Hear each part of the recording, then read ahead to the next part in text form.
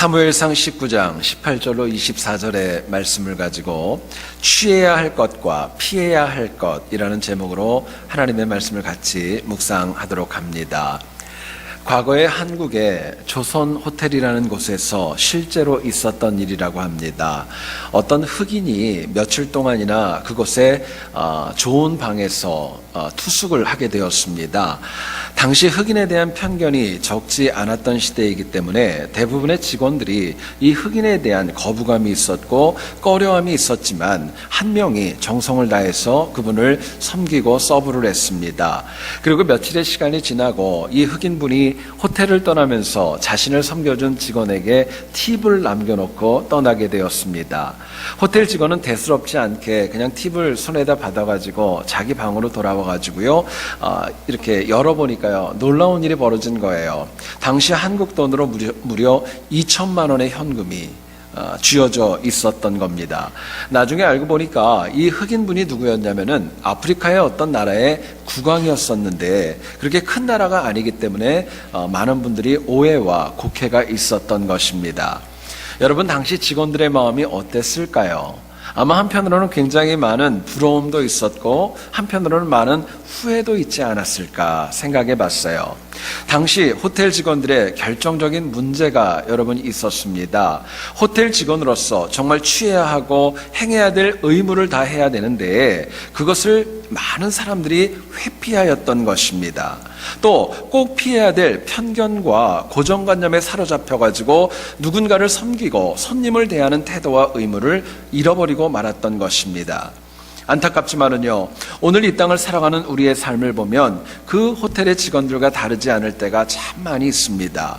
실제로 우리 각자의 삶을 한번 보시기 원합니다. 우리가 꼭 붙잡아야 될 것이 있습니다. 때로는 놓아야 될 것도 있고 회피해야 될 것도 우리들의 삶에는 있습니다. 문제는 우리가 많은 것들을 보고 듣고 또 배우고 마음의 감동이 있으면서도 피해야 될 것과 취해야 될 것을 바르게 구분하는 지혜가 없을 때가 더 많이 있습니다. 저는 말씀을 묵상하다 생각을 해봤어요. 우리 모두가 다 나중에 하나님 나라에 가서 하나님 앞에 섰을 때 한 분도 빠짐없이 하는 후회가 있을 거라고 저는 여겨집니다. 다른 것이 아니라 하나님께서 우리에게 주셨던 한 번뿐인 인생인데 쓸데없고 무의미한 곳에 버린 시간이 얼마나 많이 있고 또 그것을 알게 되면 얼마나 많이 마음 아프고 후회할까 생각하게 됩니다. 여러분, 지금부터라도 우리가 정말 취해야 될 것들을 취하고 살면은요, 후회하지 않습니다. 그러나 역으로 피해야 될 것을 피하지 못하고 하지 말아야 될 것만 하게 되면은요, 우리의 미래는 더 암울해질 수밖에 없는 것입니다. 다윗은 사울의 추격을 피해가지고 라마나옅이라는 지방으로 가게 되었고 그곳에서 당대 최고의 선지자였던 사무엘과 함께 거주하게 되었습니다. 하지만 사울은 그것을 내버려 두지 않았고 요나단이 그렇게 만류했음에도 불구하고 또다시 다윗을 죽이려고 나쁜 계획을 세우게 됩니다. 2번이나 전령을 보내게 됩니다. 이것이 실패하자 세 번째는 자신이 직접 그 라마나옅 지역에 가서 다윗을 죽일 계획을 세우게 됩니다. 여러분, 우리가 여기서 알아야 될 것이 있습니다. 사울은요, 누군가를 살려야 되는 것, 그거를 알았지만 정말 피해야 될 살인을 쫓았습니다. 근데 다윗은 정말 취하고 붙잡아야 될 성령 하나님의 은혜를 붙잡았던 것입니다. 결과가 어떻게 되었죠? 다윗은 하나님의 보호를 받았습니다. 그러나 사울은요, 버림을 받게 되었습니다. 본문을 통하여서 우리가 이 패역한 세상에서 정말 취해야 될 것과 피해야 될 것이 과연 무엇인가, 본문이 주는 메시지 같이 한번 나누어 보기를 원합니다. 첫 번째로 생각할 것은요, 우리가 꼭 취해야 될 것이 있습니다. 성령 하나님의 은혜입니다. 하나님의 영이 임재하는 은혜, 그것은 절대로 놓치지 말고 붙드셔야 돼요. 본문 20절을 한번 보시죠. 사울이 다윗을 잡으러 전령들을 보냈더니 그들이 선지자 무리가 예언하는 것과 사무엘이 그들의 수령으로 선 것을 볼 때에 하나님의 영이 사울의 전령들에게 임하매 말씀을 합니다. 다윗이 사울을 피해 도망을 갔던 라마나옅 지역, 이 지역은 하나님의 영이 주관하는 땅으로 오늘 본문은 저희들에게 말씀합니다. 그렇기 때문에 다윗을 죽일 목적으로 2번이나 왔었던 전령들이 하나님의 영의 감동을 받아가지고 악한 악한 일, 다윗을 죽이려는 그것에 전혀 실행하지도 못하고 성공도 못했습니다. 심지어는 사울이 직접 라마나요 땅으로 왔을 때 역시 그 영혼도 하나님의 영이 임재함으로 인하여서 악하고 패역한 일 전혀 할 수 없었던 것입니다. 여러분, 우리 이 땅에 살아가는 패역과 악행은요, 인간이 만든 제도로 인하여서 극복할 수 있는 거 아닙니다. 인간의 죄의 문제는 또 어떤 교화와 양육과 교육을 통해 이루어지는 것도 아닙니다. 여러분, 인간이 변화되고 또 새롭게 되는 그 역사는 오직 진리의 영인 성령을 통해서만 가능합니다. 하나님의 영, 사랑과 화평의 영인 성령 하나님께서 임재해 주셔야만이 우리가 해야 될 것, 하지 말아야 될 것 분별하는 지혜로 이 땅을 살아갈 수 있는 것입니다. 성령이 임재하셔야 막힌 곳이 뚫리게 됩니다.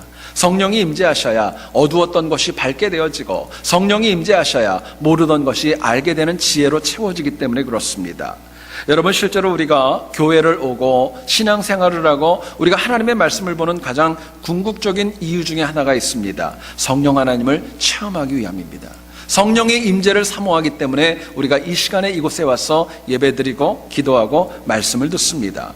봉사하고 수고하는 거, 헌신하는 거, 봉헌하는 거, 사실 궁극적인 가장 큰 목적 중에 하나는 은혜 받는 거, 성령 하나님의 충만함을 체험하기 위해서 우리가 이 자리에 수고하고 헌신하는 것입니다.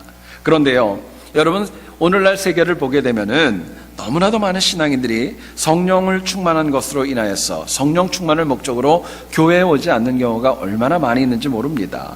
이기적인 목적으로 옵니다. 세속적인 목적으로 오기도 하고, 자기 사업을 위해서 오기도 하고, 자기 만족을 위해서 오는 경우도 없지 않아 있습니다. 제가 한국에서 사역을 할 때 어떤 식당을 운영하는 집사님 한 분이 등록을 했습니다. 근데 이분은 보니까 한 달에 한 번씩 꼭 교회를 오시더라고요. 전화를 해도 한 달에 한 번이에요. 나중에 알고 보니까 이분이 지역에 있는 4곳의 교회를 등록을 하셔가지고 한 주마다 돌아가면서 교회를 출석하셨던 것을 확인하게 되었습니다. 여러분, 모든 영혼들이 만약에 성령 하나님의 인도하심을 사모한다면요, 이 땅 가운데는 은혜만 있을 겁니다. 더 나아가서는 분쟁이 없을 거예요. 하나님의 은혜만 충만할 것입니다. 자, 그렇다면 우리가 성령 하나님의 은혜를 취하고 살려면 어떻게 해야 될까요? 성령 하나님의 은혜를 붙잡으려면 뭐가 필요할까 묻게 됩니다. 본문은 저희들에게 이렇게 말씀합니다. 우리가 성령 하나님과 동행하는 신실한 신앙인과 합력할 때, 성령님의 인도를 받는 신앙인과 내가 동역하고 가까이 할 때에 비로소 하나님의 성령 하나님의 은혜를 더 깊게 받을 수 있다고 이야기합니다. 18절을 한번 보세요.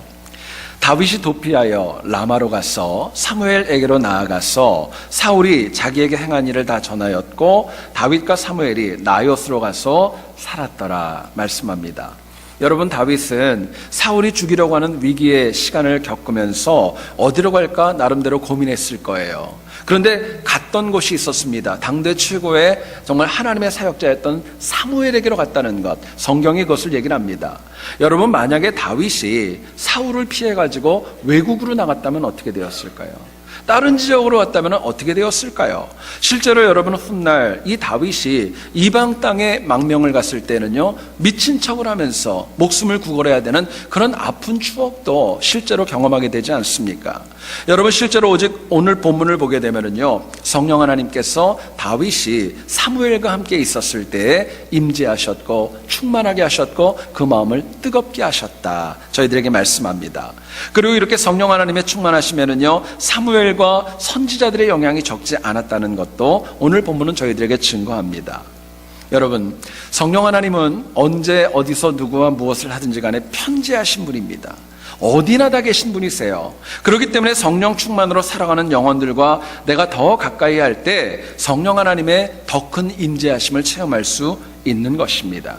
반면에 내 주변에 있는 영혼들이 하나님과 멀어지고 하나님과 가까이 있지 않는 영혼들과 정말 그들과의 삶이 더욱더 친밀해지면 성령 하나님과의 거리가 자연스럽게 멀어지는 것, 자명한 이치입니다.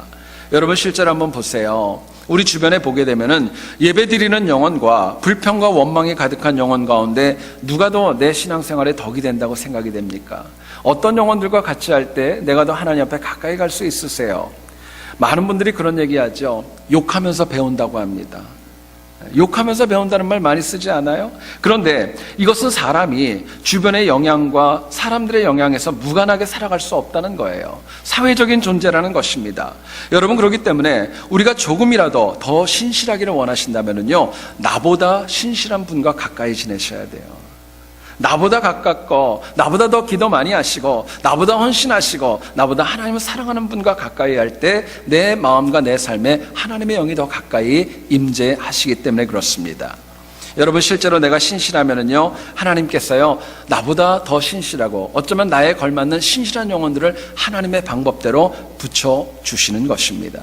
그러나 내가 만약에 신실하지 않으면 내 주변에서 함께 있는 영혼들은 사실은 다 똑같고 범죄하고 넘어지는 영혼이 더 많아질 수 있는 거예요. 어떤 화장실에 낙서가 새겨져 있었답니다. 신은 죽었다. 니체가 얘기를 했죠. 그 낙서가 딱 붙여 있었대요. 그 다음날 가니까 그 옆에 그 밑에다가 또 다른 낙서가 한 줄이 더 있더랍니다. 이렇게 적혀져 있었대요. 너는 나한테 죽었다. 신.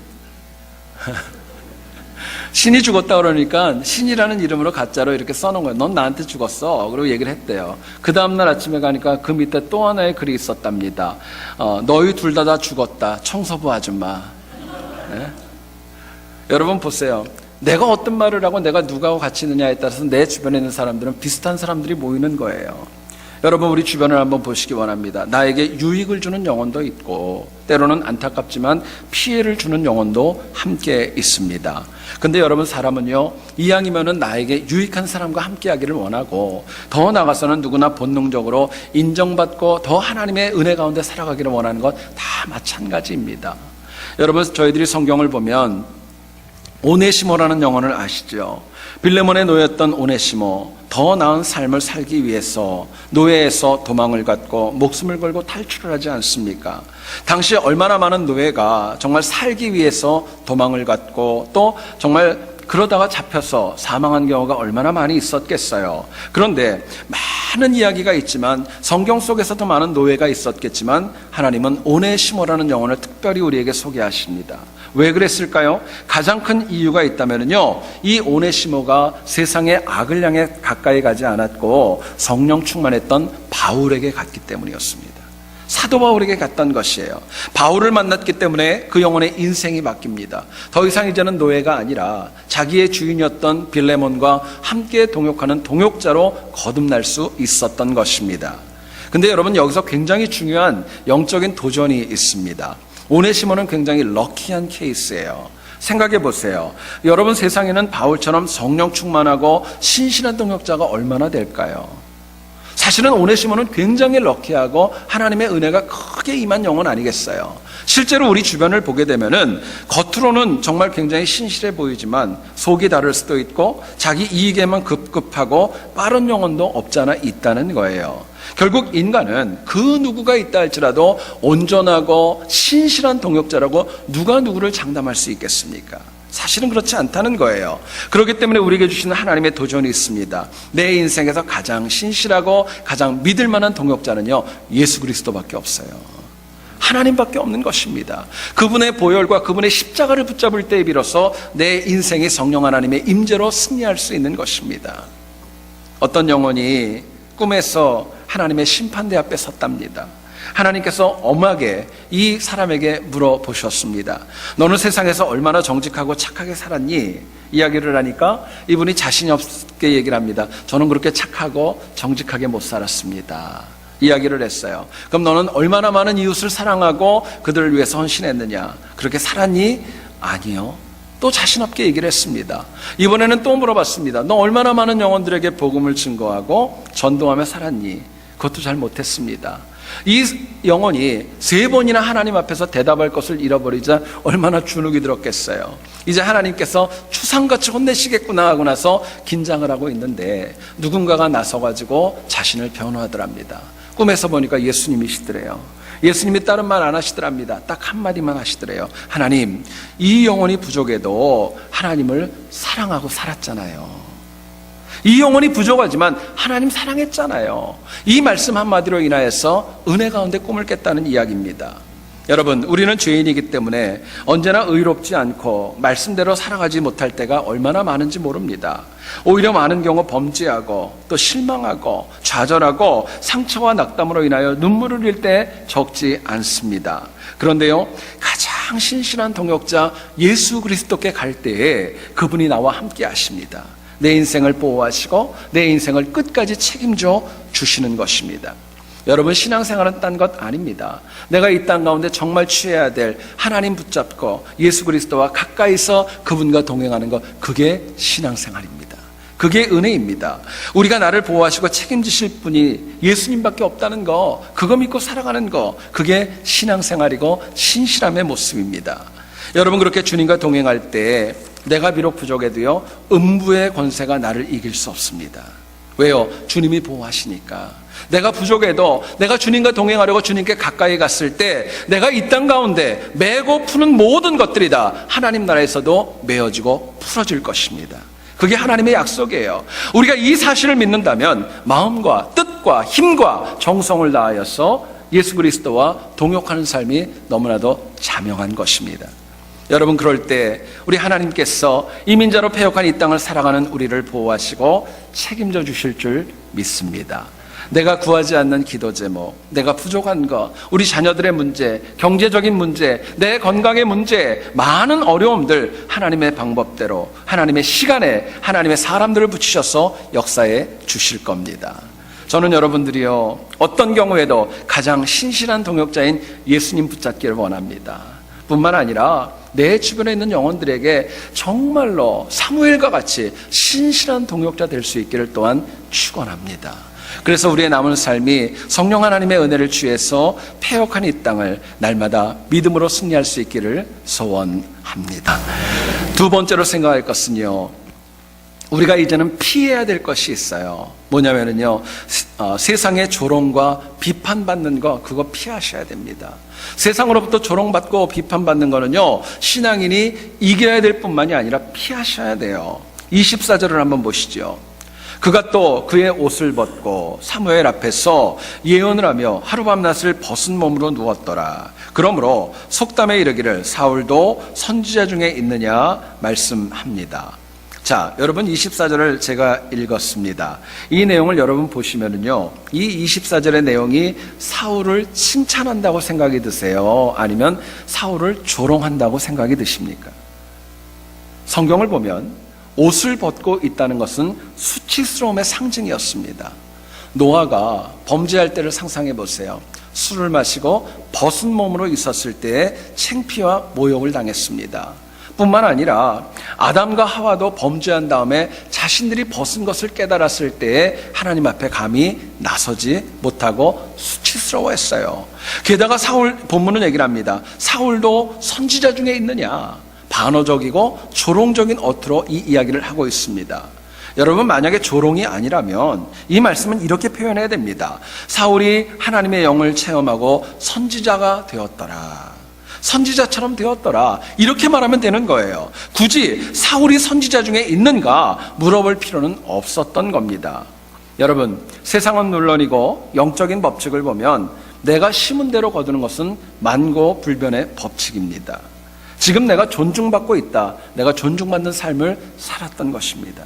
내가 만약에 조롱받는 삶을 살았다, 그렇게 살았던 겁니다. 지금 내가 사람들에게 받는 취급이 어떤가, 여러분 참 마음 아프고 속상하지만은요, 그건 내가 그렇게 살은 원인이 있었기 때문이었습니다. 여러분, 세상에 어느 누구가 조롱받고 비판받고 외면받고 무시하는 거, 그거 좋아하겠어요? 결국 가능하면 한 번뿐인 내 인생에 조롱과 비판을 받지 않도록 피하고 극복하는 지혜가 저희들에게 너무나도 소중한 것입니다. 자, 그렇다면 우리가 이 땅을 살아갈 때 정말 조롱과 비판을 피하고 이기려면 뭐가 필요할까요? 우리가 조롱과 비판받는 거 누구도 안 좋아하는데 이거 피하고 이기려면 뭐가 필요할까 묻게 됩니다. 본문은 저희들에게 이렇게 얘기를 합니다. 우리가 항상 선하고 복된 일을 추구하셔야 돼요. 하나님 보시기에 선하고 하나님 보시기에 복된 일을 추구할 때에 우리의 인생 가운데 조롱과 비판을 너무나도 많이 극복할 수 있다는 것입니다. 22절을 한번 보세요.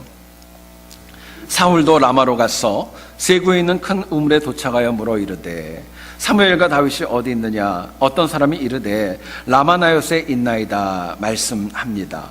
사울은요, 다윗을 죽이려는 마음이 있었지만 그 아들이었던 요나단이 극구 만류합니다. 그럼에도 불구하고 두 번이나 걸쳐 다윗을 죽이기 위해서 전령들을 파송하게 됩니다. 그리고 이 일이 목적대로 되어지지 않았을 때에 이번에는 직접 다윗을 죽이기 위하여서 라마나요까지 직접 나아가게 됩니다.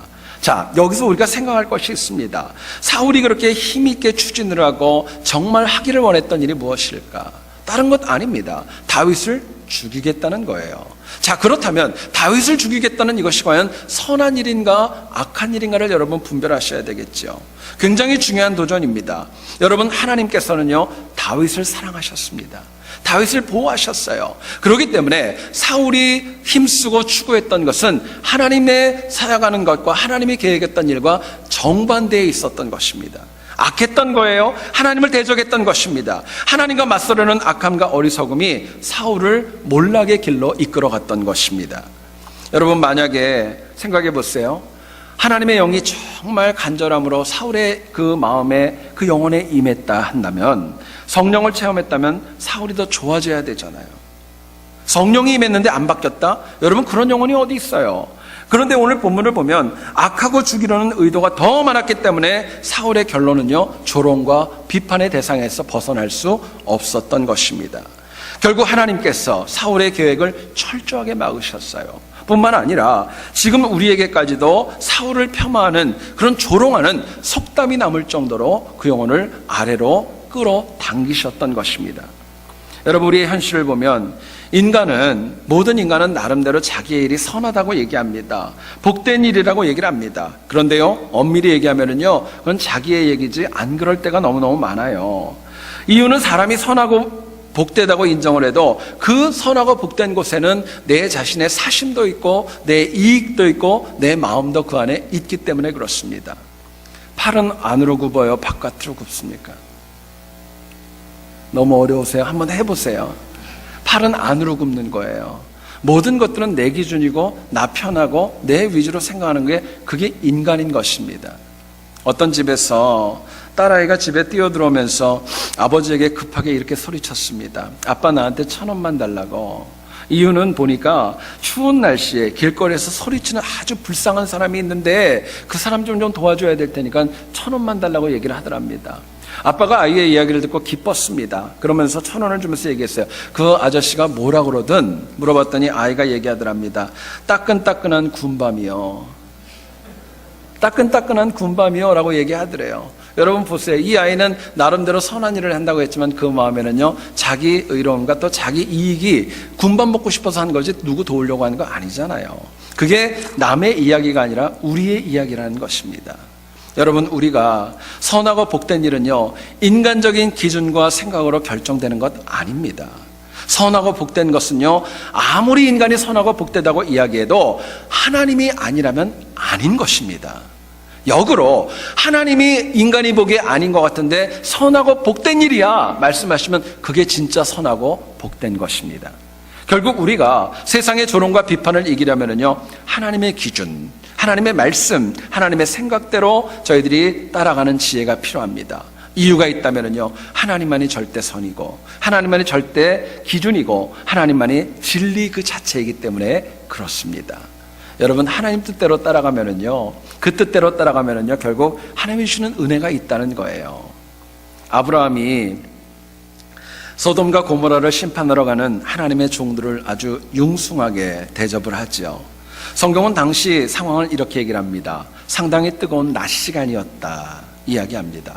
팔레스타인 지역에서 낮 시간은 굉장히 뜨거운 시간입니다. 사람이 걸어다니는 시간이 아니에요. 그런데 그 세 사람이 걸어가는데 그들이 아브라함에게 오지 않았고 아브라함이 먼저 다가가서 그들을 집 안으로 청해드렸습니다. 그리고 그들을 대접했던 거예요.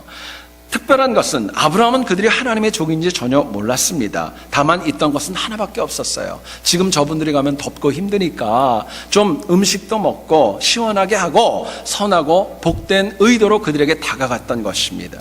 하나님께서는요, 다른 것 안 보셨어요. 음식이 얼마나 좋냐, 뭐가 맛있었다, 대접이 얼마나 좋았다, 이게 아니라 정말 그 영혼들을 향하여서 선하고 복된 의도로 다가왔던 아브라함의 그 마음을 귀하게 보셨던 겁니다. 그렇기 때문에 소돔 땅을 향하여서 심판이 있을 거야 비밀을 얘기해 줍니다. 나중에는요, 아브라함이 아시는 대로 6번이나 소돔과 고모라를 위해서 간구해도 전혀 하나님 지루해하지 아니하시고 책망하지 아니하시고 그 기도도 받아주셨습니다. 여러분 잊지 마세요. 하나님께서 선하고 복된 의도로 인정하시면은요, 세상의 조롱과 비판은 이길 수밖에 없는 것입니다. 하나님의 인정이 중요한 거예요. 문제는 죄인인 인간이 선하고 복된 의도에 관해서 오늘 이 시대를 보면 너무나도 관심이 없습니다. 선하고 복된 의도, 하나님 뜻대로 살아가는 거 알려고 하지 않습니다. 그냥 알아도 그건 목회자나 중직자들이 하는 거지 내 일은 아니라고 여겨질 때가 적지 않습니다. 심지어는 실천하려고 해도요, 결국에는 내 개인의 이익 앞에 무너질 때도 적지 않은 것입니다. 그럼에도 불구하고 우리가 정말 취해야 될 것이 있다면 하나님의 뜻에 맞는 선하고 복된 의도를 가지고 살아가는 것, 그게 너무나도 중요한 것입니다. 여러분, 나이팅게일을 아시죠? 이분의 별명은 백의의 천사 또는 등불을 든 여인으로 참으로 유명한 분으로 불려지고 있지요. 1853년 크리미아 전쟁이 발생을 합니다. 부상병을 간호하는 일에 자원하여서 입대를 하지요. 그리고 무려 13,000명이나 되는 호열자 환자들을 돌보면서 그들을 살리는데 혁혁한 공을 세우게 됩니다. 결국 이 크리미아 전쟁은 영국과 터키의 연합군이 러시아를 이기고 승리로 끝나게 됩니다. 그리고 그 이후에 나이팅게일의 소문이 너무너무 많이 나면서 영국에 있는 많은 사람들이 그 여인의 귀국을 대대적으로 환영할 계획을 세우게 됩니다. 근데 놀랍게도요, 나이팅게일이 영국으로 오지 않았고 바로 프랑스로 가게 됩니다. 많은 영국 사람들이 오해를 하게 됩니다. 어떻게 우리가 이렇게 환영을 하는데 우리는 고국으로 돌아와야지 왜 우리가 좋아하지도 않는 프랑스로 가느냐, 오해가 많았던 거예요. 이유를 보니까 나이팅게일은 그곳에서도 병자로 인하여 넘어진 영혼들을 살려야 될 그 일이 있었기 때문이었습니다. 나중에 영국 사람들이 나이팅게일의 선하고 복된 의도를 안 다음에는 오해가 풀리게 되었고 더 힘있게 그 여인의 귀국을 환영했다는 이야기입니다. 여러분, 우리가 어떤 일을 했다, 이게 중요한 거 아닙니다. 더 중요한 것은 어떤 의도로, 어떤 취지로, 어떤 목적을 가지고 그 일을 했는가, 이게 더 중요한 도전이자 의문인 것입니다. 여러분, 세상에서 가장 복되고 가장 가치 있고 가장 의미 있는 일이 있습니다. 하나님 제일 기뻐하는 게 있어요. 다른 것 아닙니다. 죽어가는 영혼들, 넘어진 영혼들, 상처받고 더 나아가서는 시험든 영혼들을 다시 하나님께로 이끌어 드리는 것입니다. 살리는 것입니다. 나만 알고 무관심한 영혼, 상처 주고 아프게 하는 영혼, 결국에는요, 하나님 앞에 제대로 쓰지 못하고 때로는 조롱과 책망 받을 수밖에 없다는 거예요. 여러분, 저는 말씀을 묵상하면서 기도하면서 그런 생각을 했습니다. 앞으로 우리 교회가 새롭게 이제 운영위원회도 만들어지고 많은 일들을 감당하면서 정말 집중하고 포커스를 맞춰야 될 것이 있습니다. 뭐냐면요, 영혼을 구원하는 것입니다. 한 명의 영혼이라도 살리는 것입니다. 내 주변에 정말 복음이 필요하고 하나님으로부터 멀어졌던 그 영혼들에게 다시금 내가 하나님의 복음을 증거하는 은혜의 가교 역할, 복음의 징검다리 역할을 감당하는 건 하나님이 우리에게 주신 사명인 줄 믿습니다. 여러분, 그게 필요한 거예요. 그렇게 정말 해야 될 일에 집중할 때 여러분, 세상도 하나님도 우리를 조롱이 아니라 존중해 주실 겁니다. 세상이 우리 세안교회를 향해 저는 그 고백이 있었으면 정말 좋겠어요. 세안교회라면 나도 가서 신앙생활하고 싶다고. 그 말 듣고 싶어요. 여러분, 저만 그래요? 우리도 다 그거 들어야 되지 않겠습니까? 여러분, 이를 위해서 우리 각자가 하나님의 뜻에 맞는 선하고 복된 의도, 날마다 잃어버리지 않고 그거 붙잡고 살아갈 수 있기를 원합니다. 그래서 항상 세상의 조롱과 비웃음이 아니라 존중과 칭찬받는 우리의 삶과 우리 교회 될 수 있기를 다시 한번 주님의 이름으로 축원드립니다. 우리 이 시간에 같이 하나님 앞에 기도하고 찬양하는 시간 가지도록 합니다.